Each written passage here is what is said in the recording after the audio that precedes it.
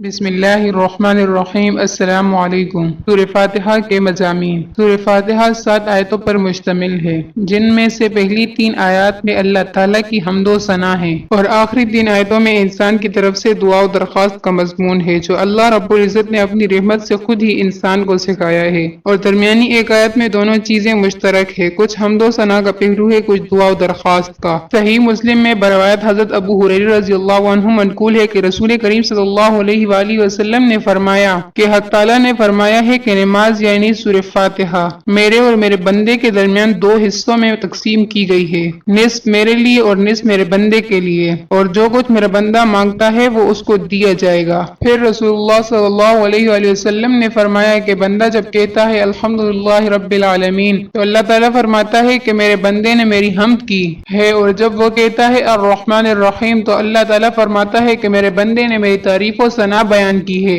اور جب بندہ کہتا ہے مالک یوم الدین تو اللہ تعالیٰ فرماتا ہے کہ میرے بندے نے میری بزرگی بیان کی ہے، اور جب بندہ کہتا ہے ایاک نعبد و ایاک نستعین تو اللہ تعالیٰ فرماتا ہے کہ یہ آیت میرے اور میرے بندے کے درمیان مشترک ہے، کیونکہ اس میں ایک پہلو حق تعالیٰ کی حمد و ثنا کا ہے اور دوسرا پہلو بندے کی دعا و درخواست کا۔ اس کے ساتھ یہ بھی ارشاد ہوا کہ میرے بندے کو وہ چیز ملے گی جو اس نے مانگی۔ پھر جب بندہ کہتا ہے کہ اہدنا الصراط المستقیم آخر تک تو حق تعالیٰ فرماتا ہے کہ یہ سب میرے بندے کے لیے ہے اور اس کو وہ چیز ملے گی جو اس نے مانگی۔ اللہ حافظ۔